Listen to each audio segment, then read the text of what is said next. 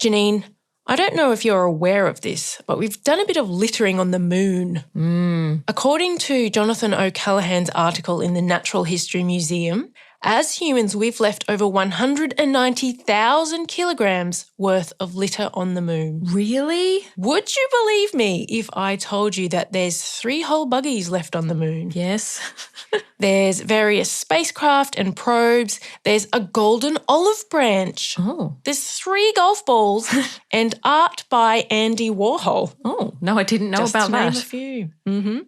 But it's not just on the surface of the moon that we've left a mess.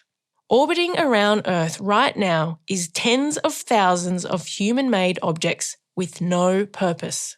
They are simply floating around as space junk. Why does this matter? We're going to tell you all about it now. It's episode 23 of Sister Doctor Squared. We're 2 sisters, 2 PhDs, relentlessly curious about too many things.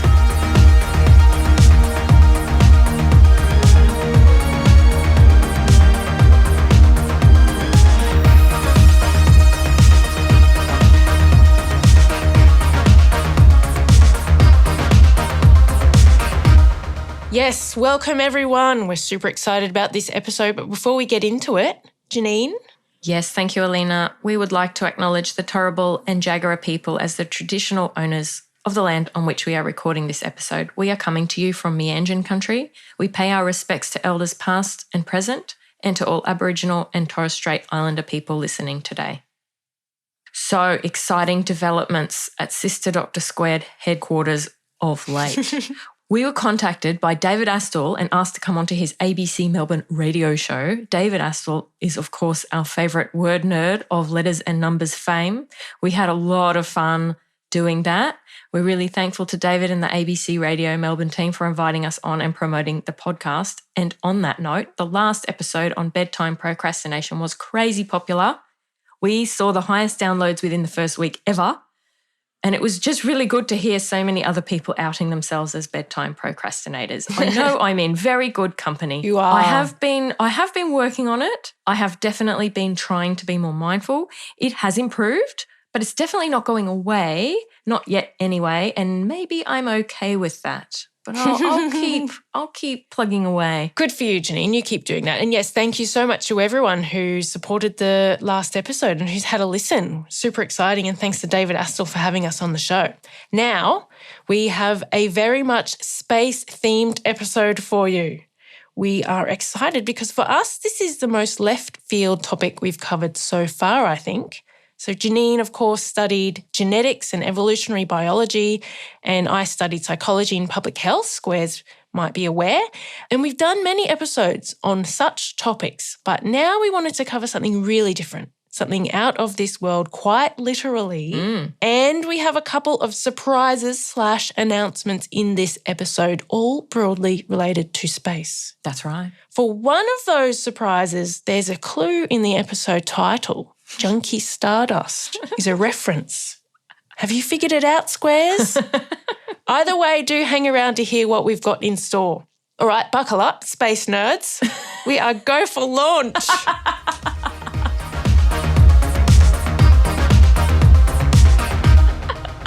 I love that so much. Oh, that's good. So, space junk, that is what we are talking about. Now, I'm going to start by giving you an overview of what is space junk and why we should care. I am not covering a single study like we usually do. My main source of evidence here is a book chapter in the book Earth 2020, in which there's a chapter on space junk by Alice Gorman, who is, get this, a space archaeologist. Hello. So cool. Yes, Alice Gorman is a space archaeologist based at Flinders University in Adelaide, Australia. Alice is well renowned in this field. If you Google Alice Gorman, you will find a lot of stuff. Alice is very cool. And what a job title. I love that. Yeah. Janine, I watched a YouTube video, and in this video, Alice talked about growing up as a kid. She grew up on a farm and she was actually stuck between becoming an astrophysicist or astronomer and becoming an archaeologist. Oh, wow. So she found a way to meld the two. I feel like she's found a really good resolution to that conundrum. So cool. That is so cool. Yes, so that is my main source of evidence. I also read a great article in the Natural History Museum by Jonathan O'Callaghan, who is a space journalist. And I mentioned some of the content from that in the intro. Now, space junk is human-made material or debris that has been left in space after its original purpose is over or the mission ends. Humans are launching stuff into space as part of space exploration and satellite technologies for imagery, weather prediction, internet, GPS, so many things. Space technology is also being used to hopefully save us from the next giant asteroid screaming towards Earth. That would be nice. Our exploration and use of space is hugely important for modern society. It's a good thing that we're up there doing research. But in sending these human-made objects into space, we're not really cleaning up after ourselves. We're kind of messing up the joint with old satellites, rocket bodies, chunks of spacecraft and obsolete spacecraft parts and more. In Alice Gorman's chapter in Earth 2020, she states that as at the year 2020, there were at least 30,000 pieces of space junk larger than 10 centimetres in Earth's orbit. And millions of pieces smaller than that. Eek. And what strikes me is that's considering humans only began exploring space in the late 1950s. So it's only taken just over 60 years to pile up more than 30,000 pieces of meaningfully sized space junk. And it's increasing all the time, Janine. There are currently thousands of functioning satellites orbiting Earth and thousands more defunct dead ones floating around as junk. Now, a lot of this junk is orbiting around Earth close enough to the Earth's surface that within a few years it just gets pulled back into the Earth's atmosphere and will burn up on re-entry. No worries. But space junk is being generated at a much faster rate than it is being removed from that lower Earth orbit. And a lot of what humans launch into space is sitting in higher orbits. And those objects aren't going anywhere except continuously around Earth. They could be floating in Earth's higher orbit for potentially hundreds or thousands of years. So what? Why does this matter? Why should we care? Well, with the amount of space junk orbiting Earth, there's a risk of these objects colliding with active spacecraft, including the International Space Station. If functioning satellites are hit, they could malfunction or even be destroyed, which is really bad news since we rely on satellites for so much of our everyday lives. Absolutely. Space junk might also collide with other space junk. And when that happens, the objects break apart and create more space junk. Yeah. And this is happening potentially to the point where even if humans were to entirely stop launching things into space today, the amount of circulating space junk could continue to increase. Yeah. This is known as the Kessler syndrome.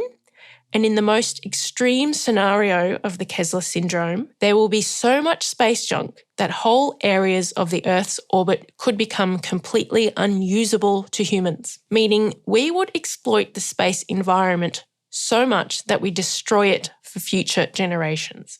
What does that sound like? Yeah. That's exactly what I was just thinking. Exactly. Now, there is debate over how likely this is and when we might reach such a Kessler syndrome scenario, but it is plain and clear that as more space junk piles up, there is an ever-increasing risk of collision. And space junk poses a far greater collision risk than natural objects in space. So what is meant by that is if you, Janine, happen to be floating around Earth's orbit and something hits you, it's far more likely to be a piece of space junk than it is to be a micrometeorite, for instance. Janine, have you seen the movie Gravity? Yes, of course I have. Sandra Bullock? Yes. We like Sandy B. What happens in Gravity? Do you recall? Yeah. Sandy B's character gets thrust into space after space junk collides with her shuttle. That's right. Yes, I do remember that. And in the movie, that space junk was part of a huge debris field caused by an explosion from an old satellite that was shot down by Russia. Mm-hmm. Interestingly, in 2019, in real life, India shot a missile into space to destroy one of its own satellites. It's not the first country to do this. China did the same in 2007. Russia and the USA have too. Mm-hmm. And they did this because they wanted to test the capability, which proved successful. But the international space community was not happy because the explosion generated mass amounts of space junk. Yeah, of course. And it's still there. Well, that's right. So there's genuine concern about the buildup of space junk, especially since companies are working towards what's called mega constellations of satellites. This would be hundreds of thousands of satellites all around the world so that we can have global satellite internet coverage.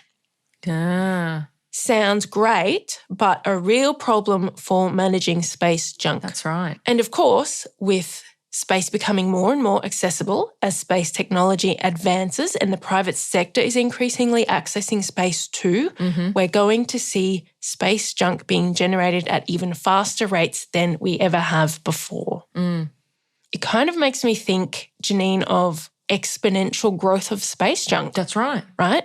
More and more is going up over time. There's greater risk of collisions, which makes more space junk, and so on and so on. Yeah.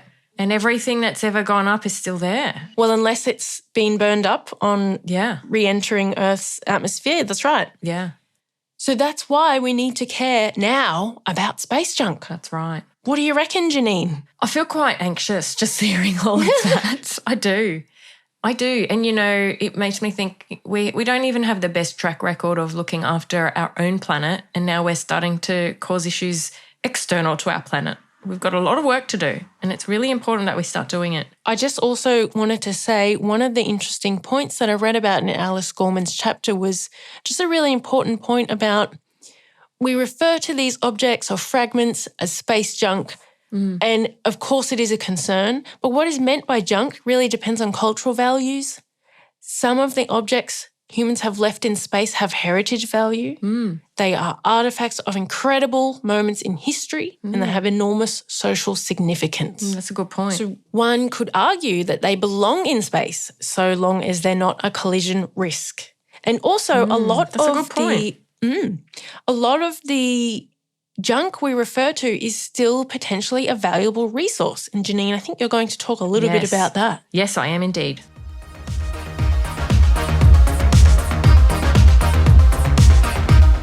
Yeah, so I'm going to tell you briefly about 3 papers. The first is from a legal journal, which helps to understand why dealing with this issue is so complicated. And then the other 2 papers propose some really cool potential solutions. So the first paper is by Navalgund. It was published in 2020 in the journal Air and Space Law, which I have never looked at before. My first paper I've ever read in Air and Space Law. The author discusses how the international space community has worked well before to work on big and complex issues, environmental conservation and climate change being 2 examples, but there appears to be no real plan or resolution when it comes to space junk. How can we govern space in a sustainable way?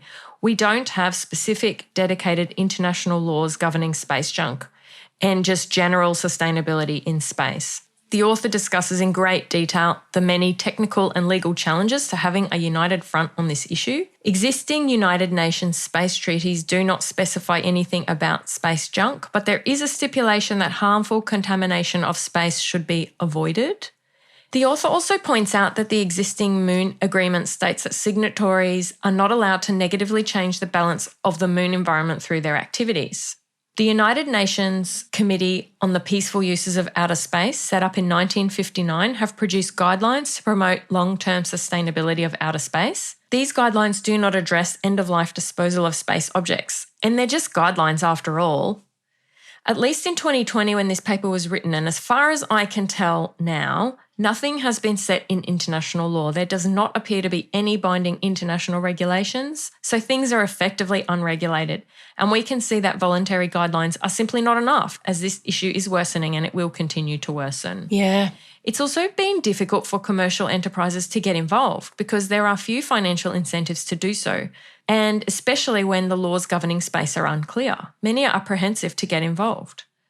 From a legal perspective, it's important to consider who is legally responsible for each item of debris and therefore who might be liable if the object was to cause damage. So this is my interpretation of this very long and complex paper. The liability usually seems to lie with the launching state of the object. So what this means is that if the US launched a satellite, they are responsible for it from then on. But this begs the question, who would be liable if another state or some commercial enterprise inadvertently caused damage while attempting to remove that space object? It seemed that legally the launching state is still liable, and so they need to give permission ahead of time for that debris to be removed, and maybe they are reluctant to do so if they remain liable for any damage that may occur thereafter. Right. Can you see the complex nature of this? Yes. Apparently, there is legally no difference between an operational space object and an unused and abandoned space object. Yes. And some items are no longer identifiable and being tracked at all. So who is responsible for that? As you can see, Aleena, it's a big mess in more ways than one. It is. The author of this paper proposes looking at existing environmental law principles on Earth to see how these might be applied to outer space. In particular, they are heavily promoting the reduce, reuse and recycle waste hierarchy for outer space. So listeners will probably be quite familiar with this. This framework was first developed in 2008 by the European Waste Commission. It works to maximise the usefulness of items and consider and then minimise waste at the end of life. Adopting this framework would mean that space debris removal becomes part of the paperwork from the very start. And under this framework, the first step would obviously be reducing space objects. The author proposes changes to the transfer of ownership laws. Currently, objects need to be registered with the UN registry and the object must be identified. Apparently, it is tricky to transfer ownership as control is maintained by the state that registered it, and it is tricky for the state that didn't launch it to take ownership. And as I mentioned, the liability for the object remains with the state that launched it. Yeah. Changes to the transfer of ownership and responsibility could really help significantly because this would make it more straightforward to transfer things from one party to another, which would lead to fewer objects being launched as a result. So what we're talking about here is secondhand space stuff. And I am all for a Gumtree NASA edition. And for our US listeners, a Craigslist NASA edition. Yeah. Why not? It makes so much sense. It does. But legally, it's very difficult. The next steps would then be reusing and recycling space objects. I'm going to talk more about some potential methods for this soon. But just wrapping up this paper, the author makes the point that international environmental law relies on international cooperation, of course. And principles of intergenerational equity come into this too. We need to be thinking of future generations now. A sustainable pathway is essential if we are wanting to ensure future equity of space. Yeah. Even though sorting this issue out is complicated by political and legal liability issues, the current principles of environmental law could be extended to really help us move towards sustainability in space. We really need to be mandating disposal and cleanup for existing objects as well as objects yet to go up. And those states that have contributed more to the problem should arguably bear more of the responsibility for the cleanup. And long-term sustainability is going to require a collective effort from all spacefaring nations.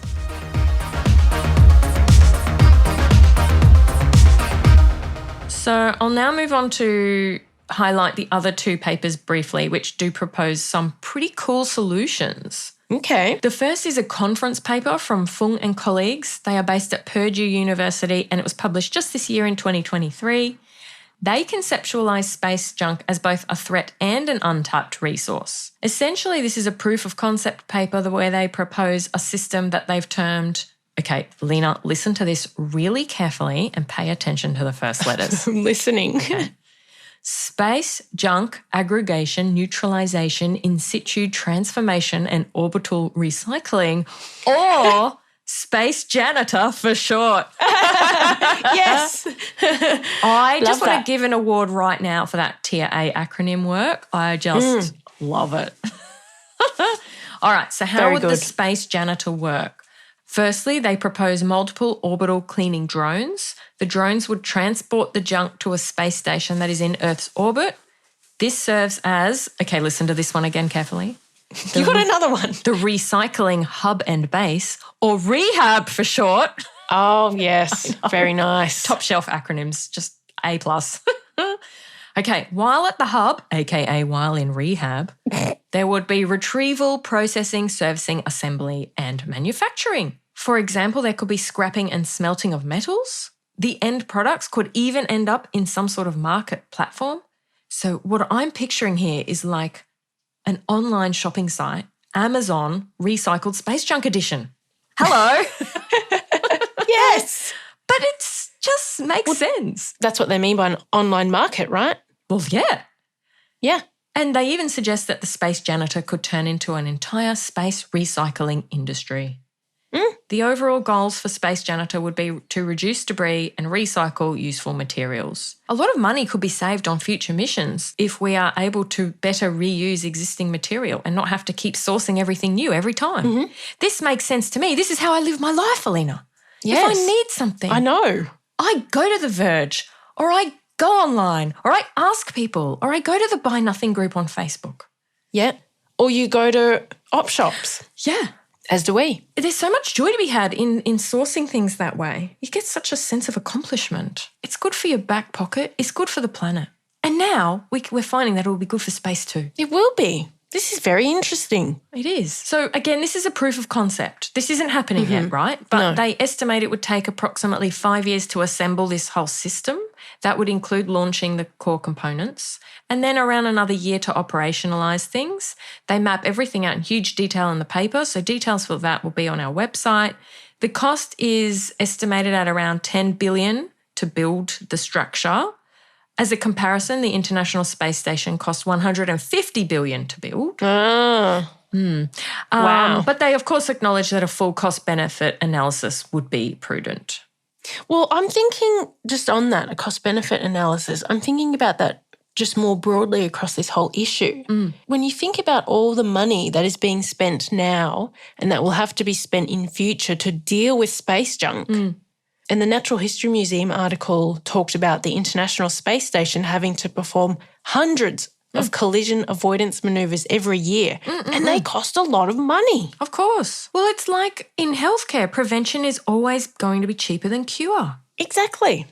Dealing with climate change now is going to save us a lot more money than having to deal with the ramifications of not dealing with it. That's correct. If you don't care about the environment, you might at least be persuaded by the savings. That's right. The economic sense it makes to deal with climate change. That's right. Now. So that's the second paper. I'll move on to the final paper that I looked at. This one is by Mariappan and colleagues. It's from 2019.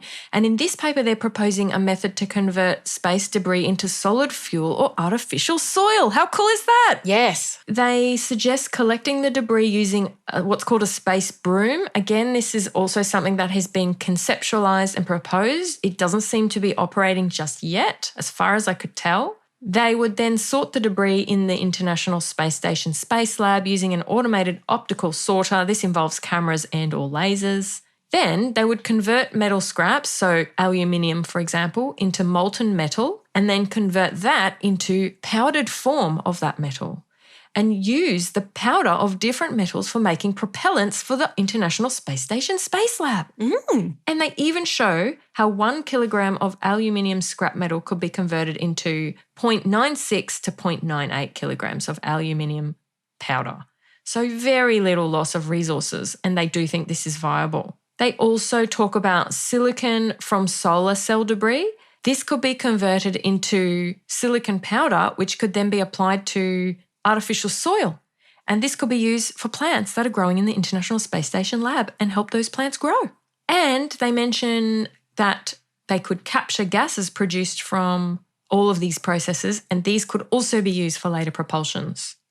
And I did think it was worth pointing out that the International Space Station, the ISS, in case any squares don't know much about this, this is a satellite between 330 and 435 kilometres above the Earth, which is habitable. It is a joint project involving the US, Russia, Europe, Japan, and Canada. There is an in-space research lab, and I had a look right now in 2023. There are 7 people up there, and you can follow them on Twitter at ISS Research. That's cool. And, Aleena, do you know about this? There is an amazing app called the ISS Detector Satellite Tracker, where you can watch the ISS when it travels across your sky. You get an alert when it's going to be coming over your region, and you get enough time so that you can run outside and have a look. And it is really cool how quickly it goes across the sky. Cool. And apparently the ISS orbits the Earth 16 times in 24 hours. So it travels through 16 sunrises and 16 sunsets in what we would be experiencing as one 24-hour day. How cool is that? That is very cool. It also hurts my brain just a little bit to try and understand. Yep. The cleanup methods are really interesting. I also read about using harpoons and nets to capture and move space junk. So it's like fishing for space junk. And there's a great YouTube video of that in the Natural History Museum article that we will include in the show notes. It's very cool to watch.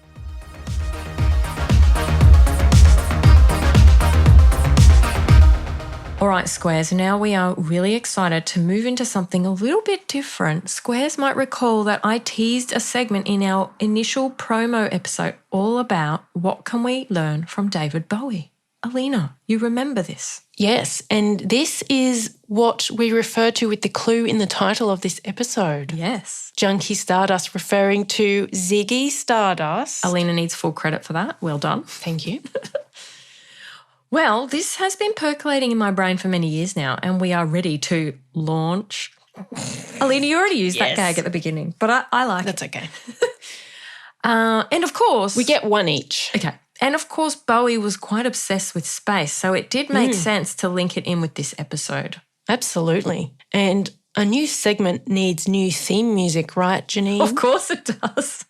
So Janine asked the amazing Adrian Diary if he could put together a David Bowie-inspired musical snippet. Of course, Squares will know Adrian is an amazing sound designer and composer who put together the theme music for this podcast and who helps with audio mastering.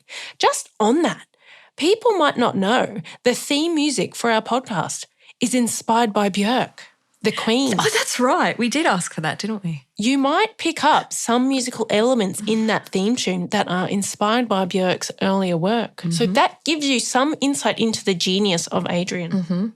But for this, we wanted something David Bowie sounding. So introducing the new segment, What Can We Learn from David Bowie?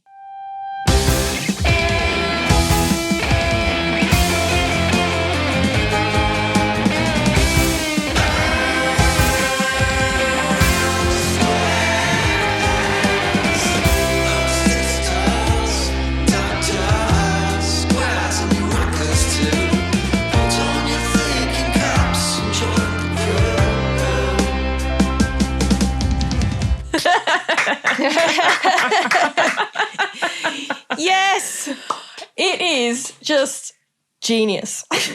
So good.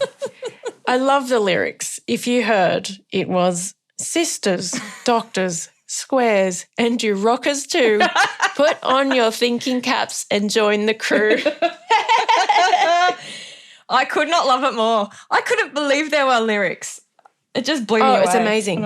Adrian is a supremely talented human being. Yes. But wait, there's more.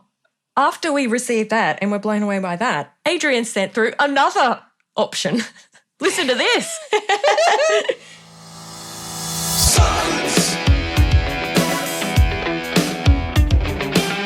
Conduct experiments, then analyze the total.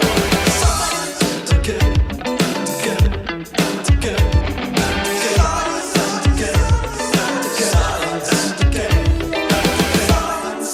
Oh my goodness. Yes! Oh my god! How can he do the first one, let alone the second one? I can't even choose my favourite. I love them both. Yeah, it's hard. I think basic scientists out there will particularly like the second one. The lyrics there were, conduct experiments and analyze the data. Do it again and again and again and again and again. It's so good. Too good. So good. Thank you so much, Adrian. Thank you, Adrian. It is so amazing. So this is our David Bowie music to open the segment, which, Janine, let's actually get into the segment now. Go. Okay. Yeah, we will, of course, be featuring the music every time we do this segment. So Bowie, the king, what a human being. We've always been really fascinated by him, and I've been really starting to explore him and his life over the past few years, and I thought it would be really fun to just share what I'm learning. There is so much we can all learn from him and his time on the planet, and I thought I'd kick off this segment by just sharing a short but I think very powerful quote. Aleena, are you ready? I'm ready. Aging is an extraordinary process whereby you become the person you always should have been. Aleena, what does this say to you? That we are born with a potential and it takes years of experience, wisdom, knowledge over time to, as he says, become the person we're meant to be. Yeah. I feel like it harks back to some of what I shared in the Muck Update episode, if people remember that. Just the importance of self-acceptance and authenticity. And becoming your inner Feral Bogan. Yeah, that's right. That's what I remember you talking about. That's exactly right. But just how it just feels like it's getting easier as I get older. Really getting at the core being that is you. As you strip away cultural expectations and conformity, there it is. There you are. And stop caring what others think so much. That's right. And I just love getting older. How about you? Yes, there is a certain freedom that comes with age and a certain calmness. Yeah. I don't enjoy back injuries that come with age. This is it. But, I was thinking about this, like you started, the body's breaking down, but all these other things getting better. And overall, I prefer this. I wouldn't go back and be younger. I wouldn't do it. Oh, tumultuous. No. Primary school. Ooh, awful. I would not do it. Puberty. No. Well, Bowie certainly seemed to get a lot more comfortable in his skin and in who he was as he aged. You may remember his fondness of creating and inhabiting other characters. Yes, of course. And Ziggy Stardust. He did this when he was younger. This sort of stuff seemed to fade away, yeah? Yes. And, you may have seen the references to him as the musical chameleon. And yes, Ziggy Stardust was an alien sent to Earth that Bowie inhabited. That's right. Because he sometimes felt like an alien, right? Yeah, but what I've also learned is that I don't think he was comfortable exposing who he really was. So he was inhabiting other characters, and then he felt okay about getting up on stage as them.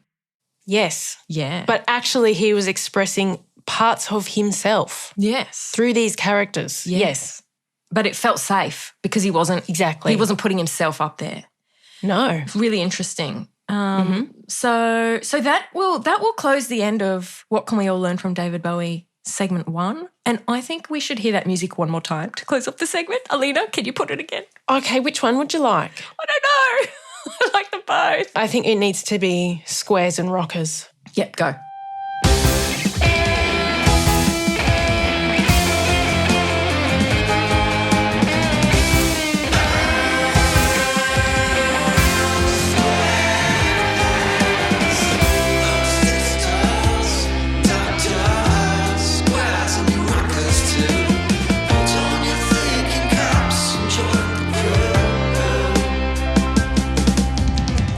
Oh, I just love it so much. I know. Now, I just have one more thing.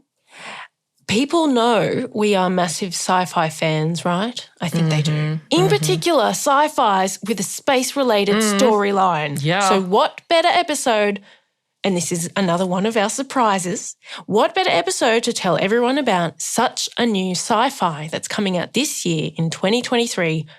I am massively inner squaring over this film. It's called Space Time, that is space/time.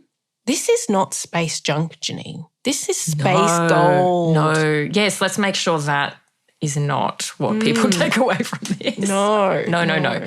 Space gold. Listen for sure. to what it's about. And I quote, "When a group of scientists developing an engine for interstellar travel see their funding cut after a breakthrough leads to a fatal disaster, the disgraced team must resort to criminal activity to finance their operation as they rebuild their space-time device." Jesus, sounds good. Yes.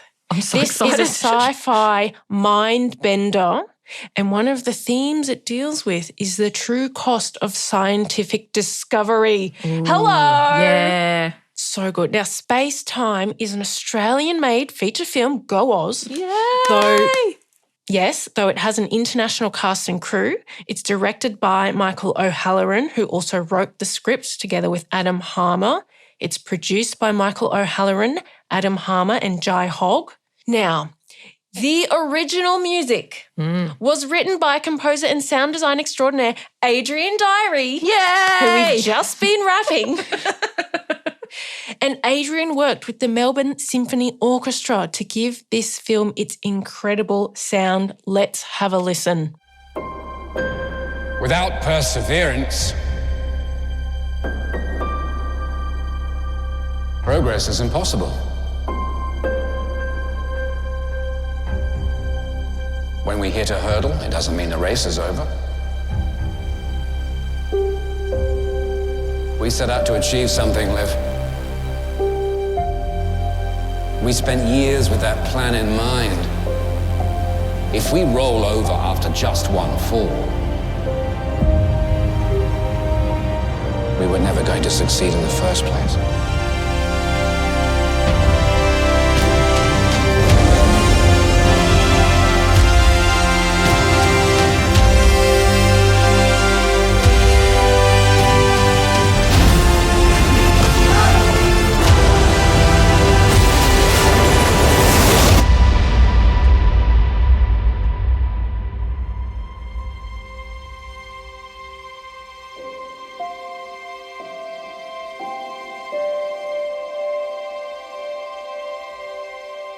Oh, yes, it is Space Time coming soon. We can't wait.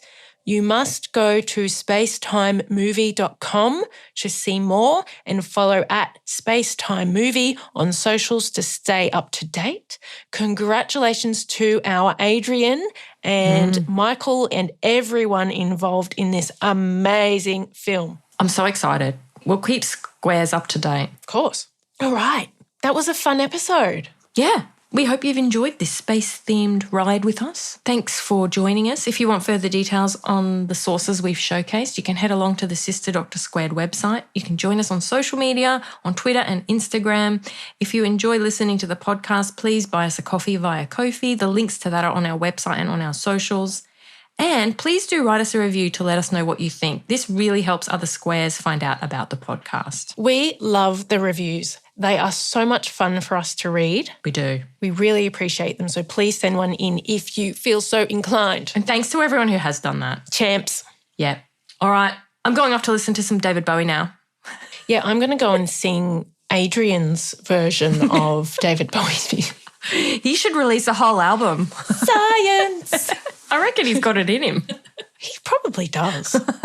He's amazing. He is. As you've said previously, he really lifts this podcast. He does. The quality of this podcast is greatly enhanced through Adrian's involvement. Thank you, Adrian. What a champ.